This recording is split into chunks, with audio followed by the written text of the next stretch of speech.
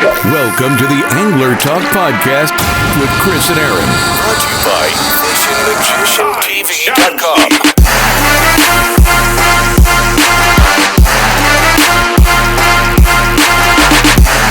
What is going up, everybody? This is Chris and Aaron back with another week episode of Angler Talk Podcast. How's it going, brother?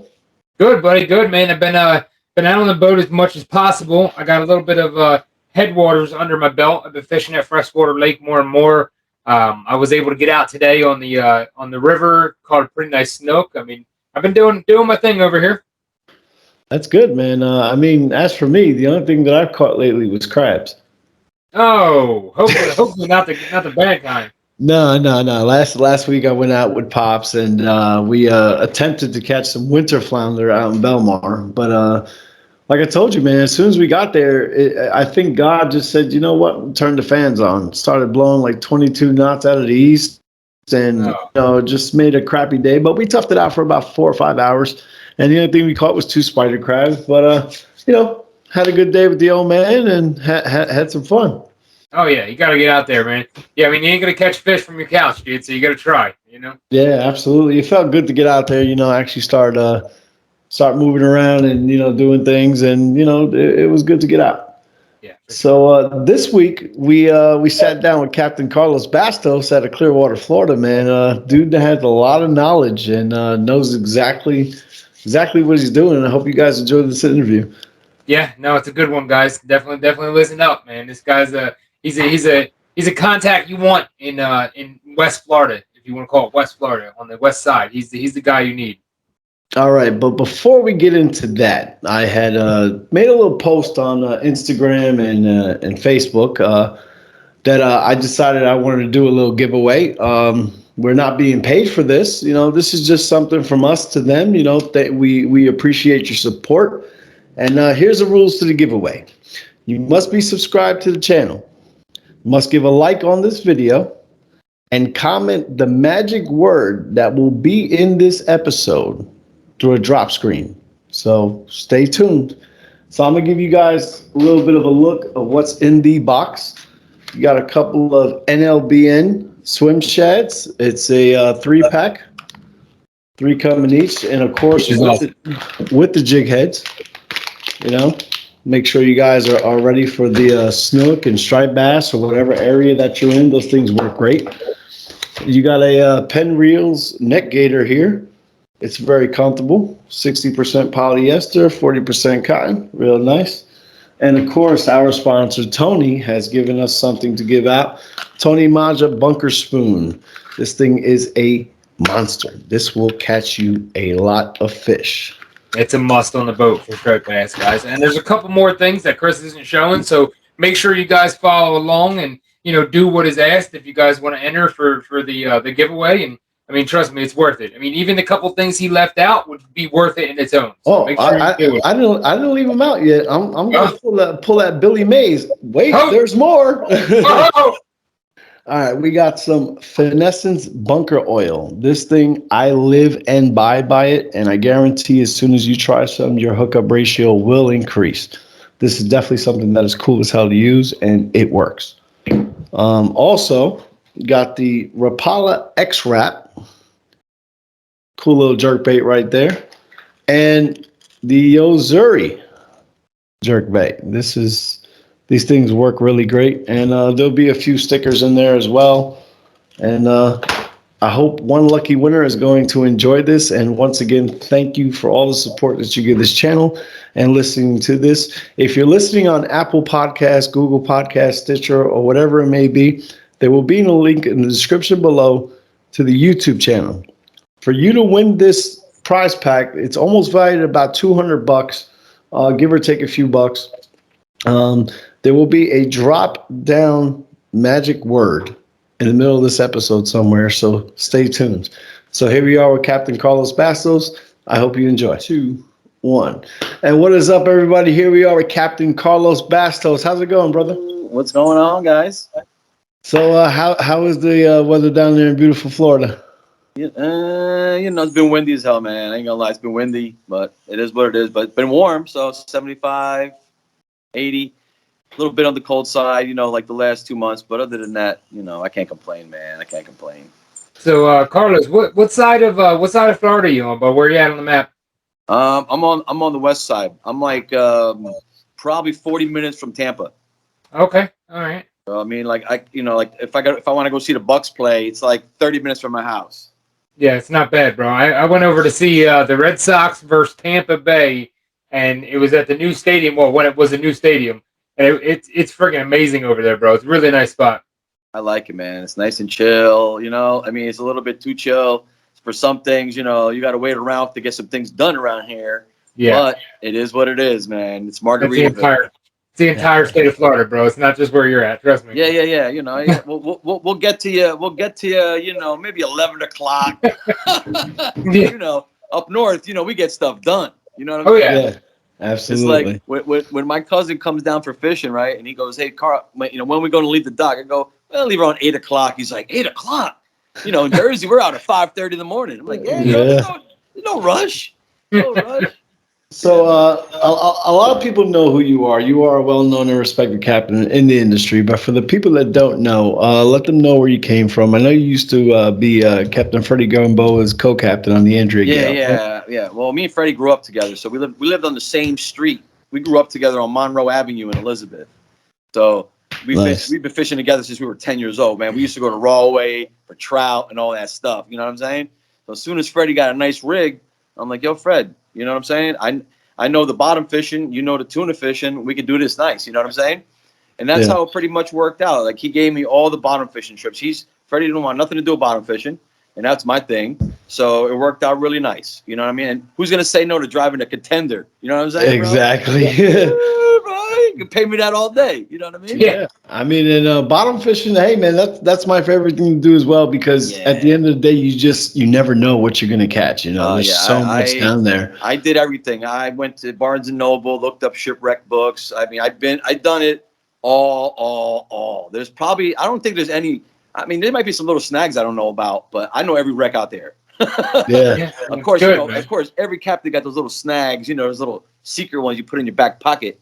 You know what I'm saying? But the major wrecks, everybody, I was there, man. So, but same thing I did over here. I'm doing the same thing here. I'm just bottom fishing, and over here it's fun, man, because you're bottom fishing for 20 different kinds of species on every trip. You know what I'm saying? That's so awesome. It's a fisherman's paradise, man. So yeah, that is Florida. Yeah, man, you were down here. You got a little taste of that. Oh, I know. Yeah, I mean, you guys, you're catching 5-pound mangrove snapper off your dock. You know what I'm saying? Yeah, I mean, it's a whole different world over there on the West Coast than it is the East Coast, man. I mean, I'm in Sebastian, and it's like, it's not that plentiful off your dock, but I mean, if you go off a couple miles, I mean, it's still nice, but yeah, I mean, it's just a whole different game over there, dude. It really is. Yeah, you guys got the deep water, so over here, you know how it is. You got to go. I got to go 25 miles to get to 60 foot of water. Picture that. Wow. Picture that. Yeah, we swimming out there. 60 foot of water. We swimming out there, man. So, yeah. But on the other coast, like, see, even Sebastian, Sebastian's good because you got good flounder up in there. Here on this coast, you catch a 14-inch flounder, that's pretty big. Your guys, you got that, you got the real ones, 7-pounders, 8-pounders. Yeah, we don't get that here at all. No, you're right. I mean, I in our last episode, I was telling Chris, these friggin' flounder, they were so elusive to me this year, dude. I put so many hours in hunting these friggin' flounder in Sebastian Inlet. Every technique that I used back north, plus some from down here, and I'm telling you, dude, it was like they were there, but they weren't there when I was there. Because I tried, bro. I tried multiple days, dude. Nothing. Hey, Aaron, this is just a little promo right here, but maybe if you use some of this stuff. The bunker. Oh yeah, it's all about the sting. So, when you were up here, what was your favorite species to target up here? Me, blackfish. Yeah, that's. I mean, that's it, bro. Blackfish, and I love fishing the deep water wrecks, like the ones out there, like in 80, 90 miles out for the giant sea bass and pollock and all that stuff. I love that. But inshore, blackfish, bro. Come on now. Yeah, absolutely. You got to work for them. It's not like, drive around. Oh, there's some bunker. Let me go catch some striped bass. You know what I'm saying? Exactly. Don't get me wrong. I love striper fishing, but it's just an easier game. That's all it is. It's your game. You know? I mean, me personally, I'm not really all that much of a fan of striper fishing because you get that initial between 30 seconds to a minute of fight, and it's not even really a fight. He's just running. Yeah. You know? And then when he's tired, it's just reeling in a wet sock, you know? Yeah, and, pretty much, man. I know I hit Aaron in the fields right there, but, you know. Listen, I mean, unfortunately, they're a really important fishery for you guys up there, man. Striped bass brings in a lot of income. So, with that said, you can't hate on the stripers. Can't hate on them. Not at all. And I mean, Chris has his way of thinking about it. I think for me, it was more the chase, man. It was more of like the anticipation of like catching the first fish or like, you know, trying to spot out when the migration is going to hit your area kind of deal. Like, I think I was more addicted to the elusiveness of like chasing the migration than anything, man. You know, that was fun.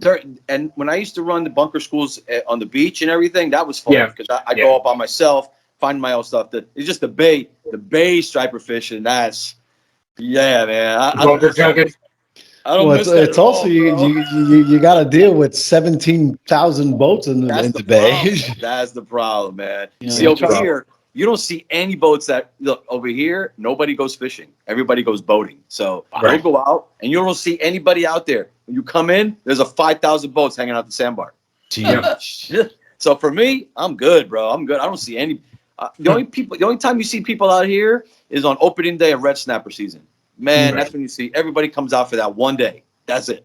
Nice. So, you know what it is that they've been here all their lives, man. See, I'm still like, I fish by myself all the time because I still love it. You know what I'm saying? Yeah. But most of the cabins around here that I know, once they're done working, they don't fish at all. You know what I mean? Yeah. And I'm like, no, I'm gonna go out tomorrow, catch me some hogfish. I'm gonna go out tomorrow, catch me this. Oh, it's awesome, man. So. Well, that's where the passion comes into play. When you truly do what you love for a living, like they say, it's not really a job, but no. At the end of the day, it still is a job. But it's where your heart is. Yeah, it's still tiring. You still got to deal with the hot waves and all that junk. But nah, dude, I won't switch it for nothing. I'm good. So listen, what's for the guys that don't know, what's an average charter day look like for you? So like. Say I'm meeting you at the dock, man. What time am I meeting you there, and what are we going out for? It depends on what you want to do, but I mean, we go offshore. Like let's say typical red. Like when my cousin comes down, we go for red snapper. We leave the dock at 8 o'clock or 7. 2 hour run to get you about 60 miles out. 60 miles out will get you into about 140 foot of water, and that's where we find all the big man. We had red snapper last year, 27, 28 pound red snapper, man, giants, 37 inch fish, man. So I mean. Crazy, 41-inch gags. That's where I like to go, but I don't get to go there too much. My bread and butter is 4-hour trips. We take the kiddies out, the families. We do grunts, lane snapper, some sea bass. You know, that's my bread and butter. And they all taste delicious. Yeah, dude. Yeah, but you know, when you're in Florida, you know, to the Floridians, that's like catching bait. You know what I'm saying? Yeah. So like the hardcore guys, I get a lot of flack from the hardcore guys. But I'm like, yo, that they pay my bills. So I don't know about what you guys are talking about. You know, I got happy faces on the boat, so we're good. I mean, especially with the price and gas prices right now, it's crazy. I mean, I'm seeing what they are here in Jersey at the pumps, you know, at $4.25 a gallon or something like that. I can imagine what it is at a dock. Well, it was my gas was $4.75 no matter what. Even when Trump had it for like $1.90 here, I was still paying $4. Wow. Now it's $5.20. Now it's $5.25 at the marina. And this is Florida. Yeah, that's. Yeah, bro. I mean, is there any lube on that? Nope. Dry, bro. It's dry as hell. Dry. Wow. And then my marina sends me a letter and says, "Congratulations, Mr. Bastos. We renewed your contract here at your marina. But the great news is that it went up from $5.20 to $7.20 a month." I'm like, damn, $7.20 a month. But, you know, what are you gonna do, man? That's where I live. I gotta pay it. Yeah. I can't put my boat on a trailer, so it is what it is, bro. Ouch. Yeah, it's a burger. Speaking of your boat, what kind of boat you running these days? I still got my Baja. I got the 30-foot Baja Cruiser, the Flybridge. I just put on brand new Suzuki 300s on there, boy. Nice. Oh, now so you got a 30-foot sport fisherman boat that does 35 knot cruise. It's crazy, man. It's crazy. Nice. I get looks all the time because the people expect inboards to be on that boat. Yeah, right. Absolutely. When I come flying by with the Suzuki's on it, like, what is that? Yeah. So you know what? And honestly, the way the boats are priced now, I'm good. I got new motors. The boat's still good. Yeah. But eventually, I want to, maybe like another 2 more years, my boat, I want to get a 31 Steiger craft. Oh, nice pilot house boat. Yeah, that's the big one, the 31 Miami or the Chesapeake one. That's a nice boat. Yeah. It's got that nice stern. It's got air conditioning. I need air conditioning, man. Oh yeah, Alan Steiger builds a hell of a boat. I gotta give him that. He does. Yeah. His design is great, and if you want to take part in the build and like whatever storage you want, where you can do that, which is freaking awesome. Yeah, and still, at the 31 foot, I can still put it on the high end drive. They can still pick it up with the forklift. There's another company in Maryland. They make a boat called the Judge. It's a 36, unbelievable boat, man. I mean, just like a Steiger, but now you're talking about a 36-foot boat. But then we're talking about I got to keep it in the water and blah. And I don't feel like scrubbing the bottom. I don't feel like painting the bottom. None of that crap. Yeah. You know what I'm saying? Yeah. So I'd rather just pick it up with the forklift, put it on the rack. And I'm happy. I go to bed sleeping nice. You know what I mean? I just do, man. I just do. I feel better on a rack than I do in the water. I don't know well, yeah, because you never know what can happen. You never know, dude. You never know. A storm will come through, some jackasses at the dock. You never know. Yes, and I'm from Jersey, man. They'd be like, "Yo, this guy from Jersey's just showing up over here." Listen, I had the stupidest thing happen to me, dude. I had a 20-foot Grady White, and I had one of like the porthole covers that go over for like the bilge pump. That little piece of plastic cracked, and it flooded the entire inside of the hull, dude. One night, middle of the night, bro. Like the craziest thing. Was that a Grady White? Oh yeah. What boat was Joey's? Wait, what boat was Joey's? Grady White, yeah. Dude, design flaw. Flaw. Well, for those who don't know, Joey is Captain Jose Bastos, his cousin, and me and Jose were on that boat, and we almost went down. White. Yeah, we almost went down. I mean, it's really different to hear this about Grady White, because over the years we heard Grady White is one of the top vessels out there, and to know that this didn't only happen on a boat that I was on, that makes you start to scratch your head a little bit there, buddy. Yeah. You know what? Listen, last year they had a Kingfish tournament here, and the guy was in a I don't even know what the brand was. It was one of the top in line center consoles with quad motors, 4 motors. And they hit a wave, and the whole transom just cracked, and the motors fell right off. Wow. Yeah. And this was on like $1 million boat. So you know what I'm saying, dude? Yep. Yeah. Wow. You never. The whole transom, all 4 motors. Boop, see ya. And that was something that like I knew was coming to the future of the Grady White too. It was like an '87, but the transoms were so weak, dude. They were squished. It was fiberglass with the wood insert in the center of them. So like, if you got any kind of crack or any kind of play from the motors, dude, you got water in there, rotted the wood out, and you had a weak transom. You know what I mean? Yeah. Well, that's what I see. My boat is a 2005, so when I put the new motors on, I wanted to go with a little more horsepower, but I didn't want to put too much extra weight than what I already had. I originally had Honda 225s on there. The good thing is when the Honda 225s from 05, they were so heavy that they were equivalent with the weights of the new Suzuki 300s. Right. So smart. I gained, man, now I'm cruising like 10 knots faster, and I'm getting like 0.6 more on the gas. So that's good. Yeah. Win-win, bro. Win-win. Yeah, for sure. And I got them right before COVID hit, so I was able to get them. I didn't have to sit and wait. These guys are waiting a year for their motors. Yeah, now I mean, I got so lucky. Like 2 months later, the shit hit the fan, and that was it. Over. Yeah, I mean, COVID really destroyed a lot. I mean, Evinrude Johnson gone. No more. Nope. It's funny because when I bought my Suzukis, the guy was like, "You see those G2 Carlos? You see those G2s? I'm gonna put those on your boat." And I'm going, "I don't want Evinrudes, man." But you imagine if I would have bought the Evinrudes from that guy, he was gonna get rid of them because he already knew what was happening, dude. Yeah. Yeah, man. Oh crap! I just realized Aaron has a Evinrude motor on his. You're on your own. You're on your own. Hopefully nothing goes bad. Well, listen. To be honest with you, it's not new, so. I mean, I got thousands of stockpiled parts all over this friggin' area, dude. So really, I'm good for like the next 10 years.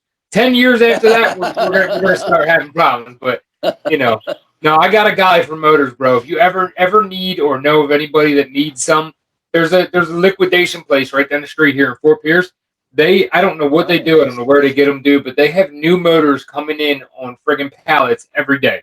And I'm talking 250, 300s, 400s, like some of the newer, but like maybe 2 years older than, what's out now. So, I mean, they're there and they're ready. I mean, they're discounted for like $5-10 grand from ticket price. Carlos, it's only a 4-hour ride for you, brother. Yeah, I'm just saying. I went there. I went to Fort Pierce when I bought my original boat. I went to Fort Pierce to buy it. The guy had some lot there. I got no problem going to Fort Pierce. Hey, let me know. There's a hell of a liquidation site out here, man. Parts, galore, dude. You do any offshore? You ever do any offshore fishing on that side? I got a small 16-foot action craft, so I do a lot of inshore stuff. I peek out of the inlet when it's flat, and my VHF wants to work, dude. I'll peek out the front, but I haven't. I haven't made the run yet, dude. I want to bad. I mean, I'm just like yourself, dude. If I can get offshore every day, I would do it in a heartbeat. But the boat's just not big enough just yet, man. Yeah, because you guys got. I know that one. There's one kid I talked to. He's in St. Augustine. You're in Sebastian, right? St. Augustine is farther north. Yeah, but he catches mutton, snapper, and everything offshore, like in 150 foot of water. I'm thinking, man, that's one fish I really haven't caught too many of, so I'm trying to get over there. But he runs a 40-foot Razor Cat, which is like a aluminum boat. Okay. But he charges $600 a man, so I really can't. I can't afford $600 a guy right now. Yeah, that's usually the price. That's almost the price of a full regular charter, man. Like, nah, bro, that's a person. That's crazy. Dude, I did one offshore trip while I was living in Fort Pierce, and I actually was kind of pissed because the only thing I kept catching was sea bass and dogfish. I caught a cuda, but party boat. Yeah, it was a party boat. What do you expect at a party boat, bro? I know. I caught a cuda. That was fun, and that was really it. But my best fishing definitely when I was in Florida was definitely the Keys, man. I mean, you can't beat that. With the Keys, you put your rod on this side, you catch a fish. If you put your rod on that side, you catch a fish. Yeah. It don't matter, bro. It don't matter. Yeah, they can stick me in a little teepee hut there, and I'm good. I'm good. Yeah. That's all I need, a little hut. I'm good. Hell yeah. I got to get down there, man. Walmart sells a 10-person tent for $237. You're going to need one with the price they charge down there for anything. So absolutely, man. My freaking rent was ridiculous. It's cheaper to live in downtown Manhattan, believe it or not. Yeah. And you can't buy anything in the Keys because what you don't know, it's a guarantee that one time, it doesn't know when, but one day something's still going to come through and rip that all out. Right. Oh, absolutely. Every 5 years, the Keys gets wiped out. So that's another thing, dude. It's like, that's a tough one. So listen, Carlos, what's the future got for the charter business for you, man? What do you see in the next? I mean, even 2 years, dude. Where do you want yourself? We're good. I just got another boat. We got a second boat already, man. So nice. We're good. We got two boats, so we're gonna be running one offshore, one inshore. And dude, that's it, man. We're gonna do more offshore now. See what happened is, I had to get the federal permit on the new boat. You know about the deals here. Well, so you fish inshore state waters, you're fine. Yeah. The rules now, they've been like this, is to take customers past 9 miles, you have to have your federal permit, which you got to have your reef permit, and you got to have your pelagic permit. Now, 15 years ago, Florida put a moratorium on them, so you can't get one anymore. They used to cost you $80 at the tax collector store here, right? Now you got to buy them from somebody else. So guess what they're going for now? $35K. No fucking way. For a sticker. Didn't know this, bro. Did not know this. Yeah, so how are you supposed to do that? Now, right. I'm stupid. When I first got here in 2010, they were $5K. I'm thinking, oh, that's still too much, but I didn't know that they were going to go to $35K. So the new boat already came with the sticker on it, so I'm good. But yeah, dude, you imagine if you want to take people past 9 miles in Florida, you got to have a permit, and it costs you $35,000, bro. That's insanity. Yeah, I mean, and you're on the golf side, which is probably, in my opinion, I think is better fishing. On the other side, you got 3 miles to work with, right? So on the other side, in 3 miles offshore, on the other side, you're in like 150 feet of water, bro. Yeah, you can do it. There's guys in Miami catching snowies on jet skis in state waters, bro. Yeah, for sure. I mean, we literally caught one bottom fishing one day, dude. Like on some randomness, just with a bucktail and a jig, dude. Like, I mean, it's a possibility offshore here, dude. I didn't know that, man. Carlos, that's horrible, dude. I mean, for guys listening, thinking about even moving down to Florida, starting a charter business, dude, like that's great news to know, bro. Because I mean, you go get set up, you buy a place, you get a boat down there, and then you get hit in the face with something like that. That could ruin, that could ruin. You can't. You'll be fishing 9 miles. So think about this: 9 miles here only puts you in about 30 foot of water. Yeah, man, it's crazy. So you're limited. Yeah, so you're limited to grunts, sea bass, maybe some hogfish. The sheephead for 2 months out of the year, you catch sheephead at 25 foot, and then the best time is November. See, that's where I make my most money is November and December. The gags move in, the gag grouper move in, and I'm catching the gags like in 10 feet of water, 2 miles out. So that's the only time that I tell my customers all the time, listen, you guys want to take advantage of a 4-hour trip, come November and December. This way you don't have to worry about the grunts. But other than that, the only time I used to go offshore was when my cousins came or I went out with my friends. Now with the new boat, I can finally start taking people out to, wherever I want, Yeah. But, sounds like the future. Sounds like the future for yourself and the business is just going forward, man. So that's freaking awesome, dude. I mean, there's nothing stopping bro. that. It's work, it's work, but you love it. You love it. So that's why you do it. You know what I'm saying? I'm really happy that you brought that up because a lot of people think that, you run a charter, you buy a boat and just take people out every day. They don't understand the cost of fuel every single day. Man. They don't understand the cost of tackle and hook and everything. Storage. And keeping the boat at the marina, insurance, bro. And that license right there you just said is just that can break a business. Yes. The ASMFC, with all these regulations, is just making it worse and worse and worse. Oh, sure. I don't know if you know, but now striped bass in Jersey, you're only allowed to keep one. And that's been for the past couple of years. And it cannot be bigger than 38 or less than 28. And if you're fishing bait, you can use only a circle hook. Yeah. Striped bass for a lot of charter captains in Jersey, this is how they make their money. This is how they support their family.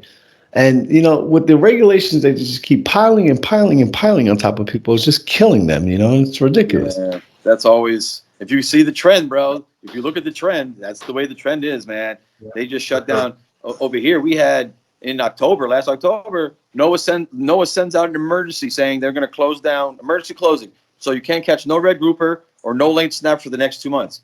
Okay, so what happened to all the guys that had 40 trips booked in their schedule for red grouper? Right. Who's going to pay those guys? Because ain't nobody going to go spend $1,500 to go catch a little snapper. They want to catch a red grouper. So those guys, I had friends of mine during those 2 months, they lost $14,000, $15,000. Yeah, that's crazy. Noah, who's paying them for these? You know what I'm saying? Who's paying them? So they, and in my opinion, it's inaccurate data. I've seen it personally at the dock. I fish with Captain Ron a lot on the Fisherman at the Highland. Yeah, Santee. Yeah, and we're at the dock, and we see this 3 or 4 person group of people, and they go up to 1 or 2 guys on the boat and say, "Can we see your cooler?" They're like, "How many fish did you catch?" "Oh, we caught this much." "So how many people were on the boat?" "Oh, 55. So they take that one person's data, times it by 55 people, and that's how they get their data. And it's totally inaccurate because one guy can catch, let's say he'll catch a dozen stripers. The next 14 people down the rail haven't caught crap. You know what I'm saying? Yeah. So it's ridiculous. I'll tell you what, it's sad, dude, but there's a lot of organizations out there right now. I'm even involved in a few myself that you can, and again, listen, my voice doesn't go far, man, but if you try and you get involved in some of these local organizations, dude, you actually fight, you go to the commissioner and you write letters and try, it's I can't say it's getting better, dude, but the voices of fishermen are being heard now, bro. So in a place where your voice wasn't being heard at all, and it was literally about money and being a politician, or now it's in a point to where we're at least making it to the door, dude. So I mean, you just gotta try. Don't give up hope, guys. At least try, because I mean, I want my daughter to be able to go out there and fish, man. If she wants to run a charter, I want her to be able to do so. I mean, to hear about the bill that is put on the offshore collegiate is friggin' ridiculous, dude. That's nuts. I didn't even know about that, man. But again, try. Yeah. Imagine if you want to take your customers out past 9 miles to catch, let's say, a kingfish, $35,000 for that permit. Yeah, unreal, man. Unreal. That makes it hard to try right there, dude. Exactly. Yeah. But you know what's this crazy part is that I know a guy, he gets them periodically, and as soon as he puts them on Facebook for sale, man, they're gone. They're gone. So man, I'm telling you, that's another problem is that these people stop buying them right. so damn fast. But dude, this guy, he told me the last one he sold went in 40 minutes. Wow. Goodness, dude. So dude, man. So you know what it is? Yeah, if you think about it, it's like a liquor license, dude. That's your company. You're built around that license right there. Correct, You know, man. Yeah. But if you're a small time guy, you can't do that license. That's the problem. You know what I mean? I'm not a CEO, nothing. Right. All right. So to get back onto fishing, I got to put you on the spot because you are a Jersey boy and now you live in Florida. So I got to put you on the spot because I know the true answer to this because I've caught them both, but I just want to see what you're going to say. Blackfish or grouper? What fights better? Oh, grouper, 100. Okay, let me tell you something, bro. There is no fight. Listen to what I'm telling you. There is no bottom fish that fights as much as a gag grouper. I don't care about red grouper. A gag grouper is the most nastiest creature on the planet. And listen, this is from a guy who's caught. I've caught 17-pound black. No. They ain't got nothing on a gag grouper. All right, so I'll give you that because what I caught was a black grouper. So. They fight as hell. They fight strong as hell too, bro. Yeah, but in my opinion, the Tog was a little bit better. No, I got to bring you in short. Okay, let me give you a scenario. Okay, so we're black hole, right? We're pro style black hole rods. So Kill Song every fall during gag season, he will come on my boat and bring all the rods that he's prototyping, he's testing, right? Because gag grouper is the strongest. So for instance, this past fall, he had this light. You know, the black holes are tiny, really little thin rod, right? It's a badass rod. Dude, the rod that he was testing weighs like 2 ounces. So he had nice. So he had it in the back rod holder, right? He has it in the back rod holder next to the motors. He's talking. All of a sudden, the gag hits it, takes that rod. I mean, the tip is almost in the water. Okay, he lands the gag and he looks at the rod. He goes, "Up, the rod passed the test." Wow. It didn't snap. Any other rod would have snapped in half, dude. Yeah. So Right. The gag grouper, man, hands down. The most nastiest creature I've ever seen. Where you have 40 pounds of drag locked, and he's still taking it off the reel, bro. Sick, wow. sick. But hey, American red snapper fight. They're pretty good too, man. They fight all the way up. They fight. Yeah, I mean, if I'm going to take that, American red snapper beats the hell out of a Tog all day too. Wow. Yeah, I mean, that's a hell of a different of opinion, but I got to catch it to find out. Togs fight awesome. And in Jersey, for the bottom fish, that is the most toughest bottom fish around. There's no doubt. Oh hell yeah! I mean, they're smart as hell, and they just pound for pound. That's it. That was my favorite fish of all time, man. I mean, I spent many hours fishing on jetties with little sand crabs in Belmar as a kid. That was my fish, man. My parents had a beach house from the inlet, so I was like, this is awesome. Oh yeah. I actually went out to Belmar last week. We were trying out for some flounder, but as soon as I got there, it seems like God turned the fan on. It just started blowing like freaking 22 knots out of the east, and I'm just like, what the hell, man? Flounder. New Jersey don't get no more flounder. Yeah, we do. Man. I miss it, dude. I'm heading back in June or July. I'm watching the moon phases, dude, and I'm gonna try and prime time it for Cape Cod, dude. I'm gonna go up and do the canal, and then we're gonna on our way back down. We're gonna do a little bit of Montauk, and then back to New Jersey, and then back to Florida. Get your ass up here right now. The stripers are biting. Yeah. Matter of fact, I got a text from your cousin last night. They went on the kayaks over there by Amboy and caught like a dozen stripers. On a kayak? Like 2 keepers. Yeah. Your cousin rolling around a kayak. Imagine that. Well, hey, we should do it. Man. So inflatable boats, so I hear you. Where's a link where people can find you if they want to book a charter and hang out with you, whatever? You got a website or Facebook? Yeah. Bottoms Up Fishing Excursions, buddy. Anytime. Bottoms Up Fishing Excursions. There will definitely be a link in the description below. Make sure you check out Captain Carlos Bastos. He will put you on the fish. That is for sure. All right, Carlos, thank you for your time, man. Take care. Thanks, buddy. Hey, man. Peace out, my homies. Later, brother. Wow, that was a good interview with Captain Carlos. I mean, his knowledge is through the roof. He's sponsored by a phenomenal rod company. I have used them. Unfortunately, I don't have any right now. I used to, but Black Hole rods are a one. They're very, very lightweight, and if you like light tackle the way I do, you feel the fight just that much more, and it makes it so much more fun.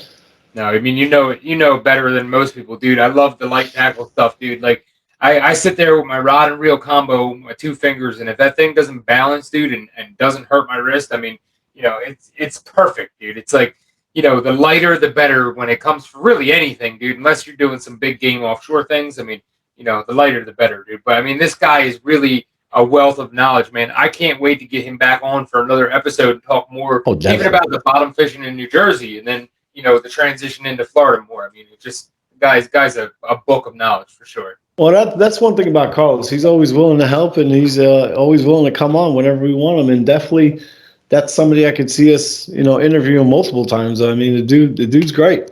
Yeah. So I hope you guys like this week's episode. Just remember, subscribe, hit the notification bell, leave a thumbs up. If you're on Apple Podcasts, Google Podcasts, Stitcher, etc., please leave a review and a comment. Let us know what you think. And I hope you guys enjoy. He's Aaron. I'm Chris. Tight lines, and we're out. See you guys.